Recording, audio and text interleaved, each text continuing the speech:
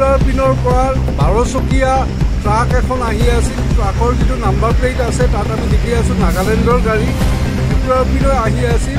ড্ৰাইভাৰজন ত্ৰিপুৰাৰে মানুহ, ই জাৰণীয়া নে জিৰণীয়া গাঁৱৰ মানুহ, ৰাকেশ চক্ৰৱৰ্তী বুলি কয়।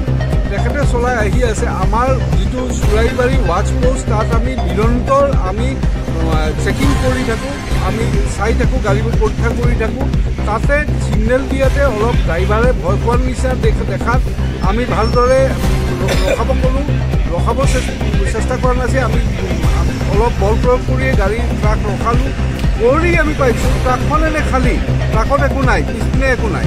কিন্তু ট্ৰাকৰ যিটো ছাইডৰ বডি আছে, বডিৰ ওপৰৰ পিনে ওজন পৰিমাণৰ গাঁজা, যিটো আমি ছাছপেক্ট কৰি আছোঁ মণিপুৰী গাঁজা হ'ব, ইট ইজ এলিজ গাঁজা। FSL ৰিপৰ্ট আহিলে আমি 100% কনফাৰ্ম হ'ম।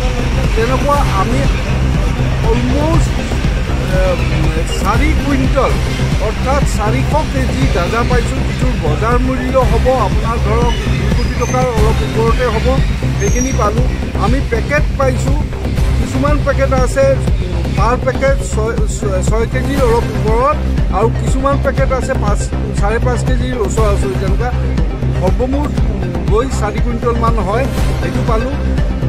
বডিৰ ওপৰৰ পিনে ছাইডত ৰছী দি বান্ধি তিৰপাল দি ঢাকি ৰাখিছিল, সেইটো আমি পালোঁ। ড্ৰাইভাৰ আটক কৰিছে, গাড়ীত আৰু বেলেগ মানুহ নাছিল।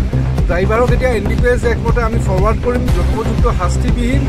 আৰু যিটো মাননীয় মুখ্যমন্ত্ৰী মহোদয়ৰ নিৰ্দেশ, স্পষ্ট নিৰ্দেশ যে ড্ৰাগছৰ লগত কোনো ৰকমৰ আপোচ নহয়, নিৰন্তৰ আমাৰ এই সংগ্ৰাম চলি থাকিব ড্ৰাগছৰ এগেইনষ্টে। আমি এতিয়া চলাই আছোঁ। যোৱা মাহতো আমি যথেষ্ট সাফল্য পাইছোঁ। আমি যিটো শিৱুমী জিলা আৰক্ষীয়ে বহুতখিনি সাফল্য পাইছে। বিশেষ কৰি যিটো আমাৰ পাছাকান্দি সমজিলা আছে তাতো আমি যথেষ্ট সাফল্য পাইছোঁ।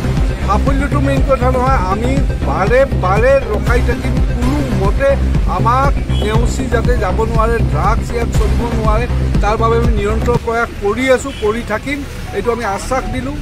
আৰু দ্বিতীয় কথা হ'ল আমি যিখিনি খবৰ পাইছোঁ, এই গাঁজাখিনি তেওঁলোকে এই মিজোৰাম ছাইডৰ পৰা, মণিপুৰ ছাইডৰ পৰা আহে, ত্ৰিপুৰা হৈ সোমাই গৈ মষ্ট প্ৰবেবলি গুৱাহাটী বজাৰলৈ যায়। গুৱাহাটীৰ পৰা ক'ত যায় সেইটো আমি নাজানো, কিন্তু গুৱাহাটীলৈ যায় বুলি আমি সন্দেহ কৰোঁ। আমাৰ যিখিনি চোৰাংচোৱা খবৰ পাইছোঁ সেইমতে তেনেকুৱা। এই প্ৰয়াস আমাৰ অবিৰত চলি থাকিব, নিৰন্তৰ চলি থাকিব।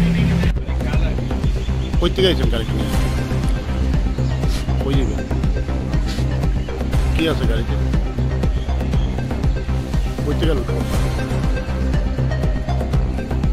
এটা নেওয়ার বিনিময়ে আপনার কত টাকা পাইবেন? এভাবে আরও গেছেন নি?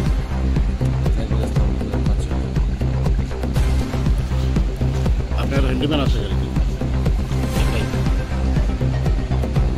গাড়িতে কি আছে আর? বাড়ি কোন জায়গায়?